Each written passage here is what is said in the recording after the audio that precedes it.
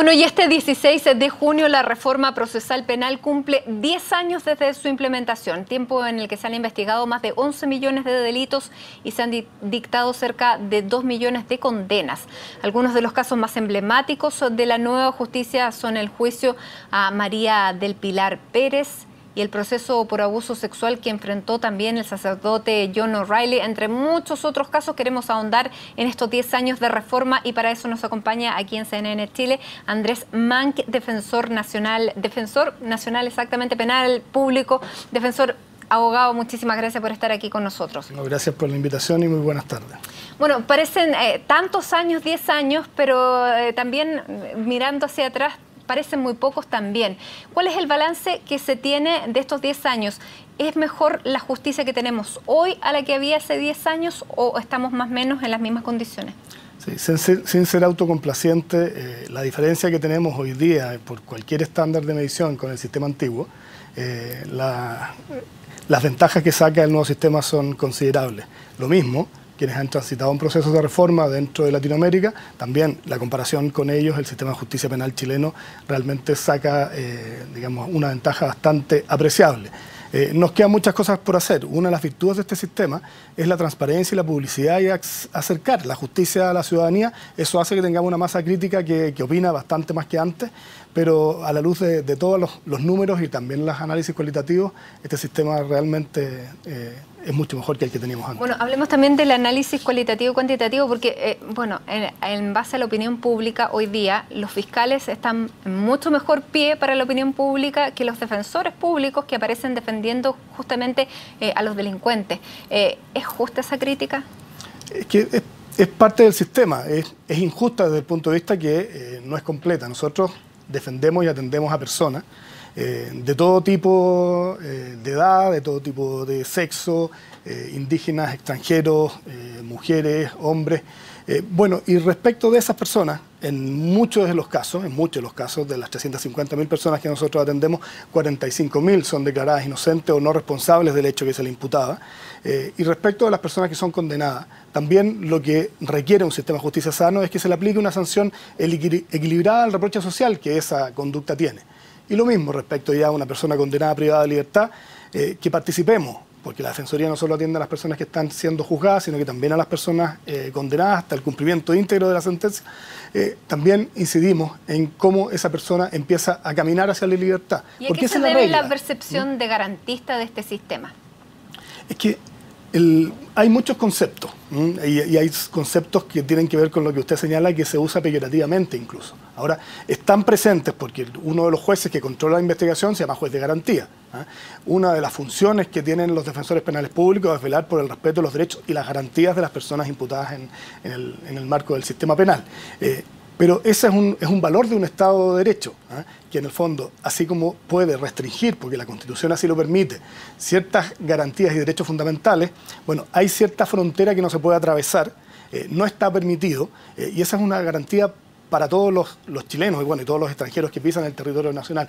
Que sea garantista es parte del funcionamiento del sistema, pero por otro lado es muy eficiente a la hora de investigar y sancionar. Los estándares que tenemos desde ese punto de vista son bastante altos. Si quieren nos referimos a eso, tanto de las privaciones de libertad como las resoluciones que tiene el sistema de las causas que son sometidos a su conocimiento. Porque muchas veces nos olvidamos que lo que se parte desde la presunción de inocencia, más que de que la persona sea culpable. Refirámonos a esas cifras porque hay veces que con los números a la gente le queda mucho más claro, porque en general, claro, hay una sensación de que los delincuentes quedan en la calle, de que son los mismos que cometen los mismos delitos, que son los delitos más bien comunes. Y tal vez, claro, para eso hay otras respuestas, pero ¿cuáles han sido estos grandes números que se pueden mostrar a propósito de este balance de los 10 años de la reforma?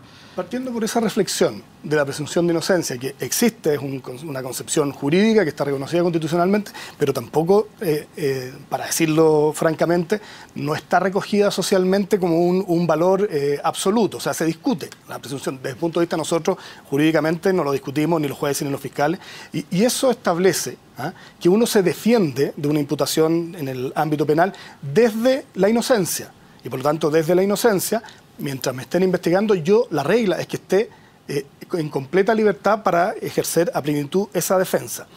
Partiendo de esa premisa, una de las cifras que marcan el buen comportamiento de este sistema, que el sistema antiguo de las personas privadas de libertad, el 70% eran investigadas y solo el 30% eran condenadas. O sea, ahí tenemos una anomalía. Uno puede decir, bueno, alguna gente lo podrá encontrar anómalo o no, pero desde el punto de vista de un sistema de justicia que piensa y que pretende funcionar adecuadamente, es una situación completamente anómala.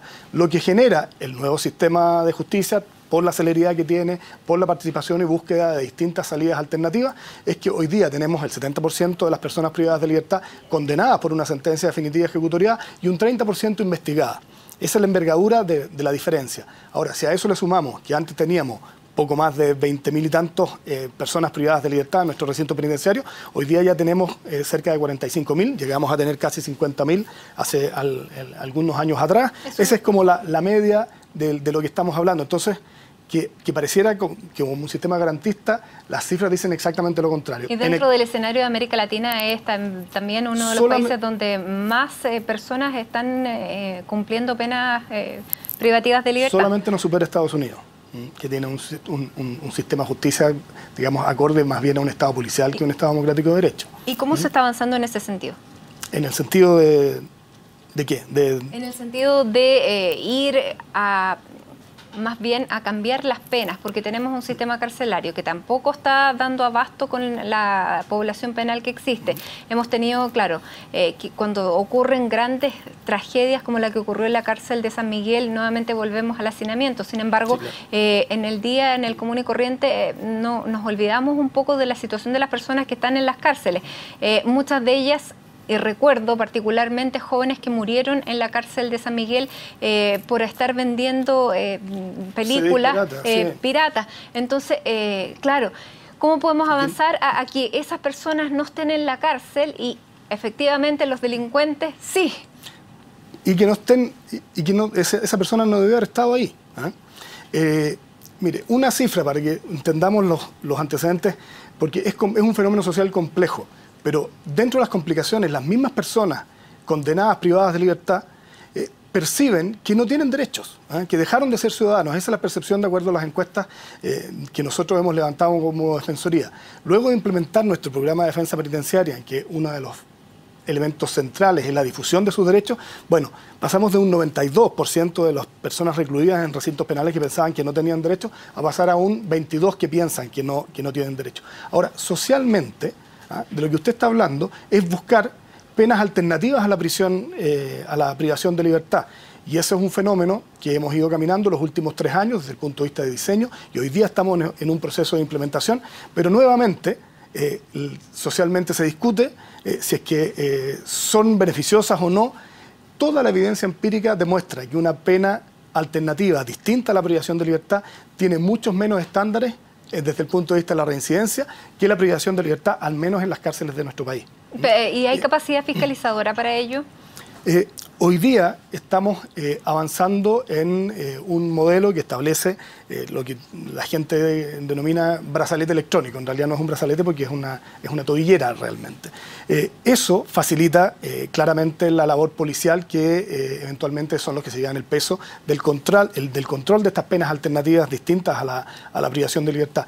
Es un muy buen elemento de usar la tecnología en vez de en el fondo renunciar como sociedad, como país, a buscar estas penas alternativas que tienen mucho mejor espacio de reinserción para las personas quizá que han cometido un ilícito, a que decir, bueno, ¿sabe qué?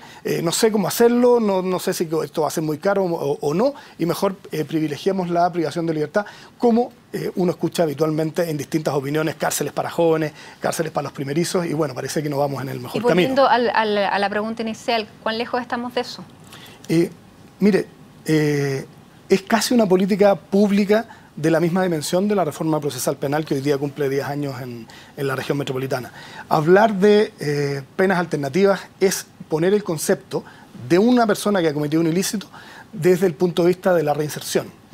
Ya no estamos hablando de presunción de inocencia, pero esa persona ha sido... ¿Usted cree que están dadas las condiciones políticas como para presentar un proyecto de este tipo? Hoy día se está trabajando. Está en el programa de la presidenta Bachelet, está trabajando el Ministerio de Justicia, la Subsecretaría de Prevención del Delito, el Consejo Nacional de la Infancia, precisamente, tanto para adultos o para jóvenes, para crear un sistema nacional de reinserción social.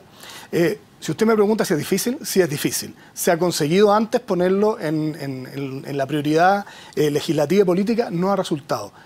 Yo tengo la confianza, soy optimista que esta vez sí va a resultar. Abogado, ¿qué responde usted a los diputados que llegaron, el diputado Gonzalo Fonsalida de Renovación Nacional y Claudia Nogueira de la UDI, que presentaron un requerimiento administrativo, un sumario administrativo en su contra, porque ustedes difundieron una campaña en contra de la indicación parlamentaria que propone el control de identidad? Bueno, hay varios conceptos. Ellos presentan un requerimiento por si es que eventualmente se tiene que hacer un sumario en contra mía como defensor nacional, por lo que usted señala. Cualquier autoridad pública tiene que estar sometida a un control. La Contraloría seguramente nos va a pedir un informe y se va a realizar una investigación y no tenemos ningún inconveniente. Es lo que sucede en un Estado de Derecho y está muy bien que así ocurra. Ahora, respecto del requerimiento, a mí me parece que hay dos conceptos que son equivocados. Primero, que no esté dentro de la función de la Defensoría y del Defensor Nacional precisamente difundir hacia la comunidad tanto el fortalecimiento de los derechos fundamentales como la alerta frente a eventuales vulneraciones o acciones para proteger la no vulneración, valga la redundancia, de esos derechos fundamentales. Está en la función de la Defensoría, está en nuestro objetivo estratégico y está en los requisitos del cargo para que uno dentro del sistema de dirección pública pueda postular a Defensor Nacional. ¿Usted tiene la convicción de que los vulnera? Que claramente, pero desde un punto de vista técnico, efectivamente, porque lo primero, tal cual usted señala, y es lo que se confunde con la indicación, que hoy día existe control de identidad. No es que esta medida o esta indicación esté tratando de promoverlo, no, existe, y con indicios bastante amplios, muy amplios, que un órgano policial piense que eventualmente se puede estar cometiendo un ilícito, que alguien se esté disponiendo a cometerlo, que se acaba de cometer, que una persona siquiera tenga información sobre un ilícito, y el caso de los encapuchados que están encubriendo su rostro y su identidad. Lo que quiere la indicación es sacar el indicio para realizar el control. O sea, ya en cualquier circunstancia, o sea, cualquier persona como usted, como yo, que vamos caminando por la calle, que seguramente a usted ni a mí nos va a pasar, nos puedan controlar la identidad. Y el problema es todo lo que viene después.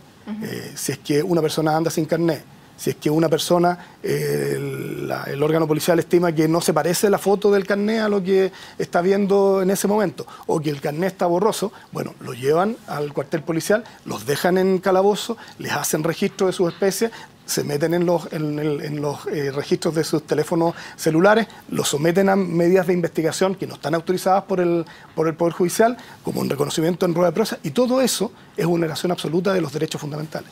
Abogado, para terminar, ya se nos está acabando el tiempo, pero en estos 10 años, tal vez uno de los casos que más recuerde la gente como gran, digamos, éxito de la Defensoría fue el tema del caso Bombas. ¿Usted definiría que ese fue un hito o tiene otros que pueda presentar a lo largo de estos años para que la gente, no sé, se le pueda grabar más cuál es el rol que tienen y cuáles son, digamos, más allá de los números que se pueden ir de la cabeza, los hitos que han marcado estos 10 años? Sí, nosotros, de verdad, y no son palabras de buena crianza, no medimos nuestros éxitos si es que una persona fue absuelta o no. Hay casos más complejos que hemos terminado con imputados condenados, pero que se le estaba imputando una conducta terrorista, por así decirlo, y quedó efectivamente simplemente condenado por daños a la propiedad pública o privada y recibiendo la pena que equilibrada y justamente correspondía. Ahora, casos como el caso Bombas y el caso Petronello, efectivamente la labor de la defensa fue exhaustiva, fue de mucha envergadura, son casos muy complejos y estamos muy contentos por los resultados que ahí se obtuvieron, pero no porque necesariamente un resultado es mejor que otro. También eventualmente hemos tenido casos en que los defensores han desplegado las mismas fortalezas y las mismas destrezas y hemos terminado con sentencias condenatorias en investigaciones del Ministerio Público que han sido más eficaces que las que usted menciona.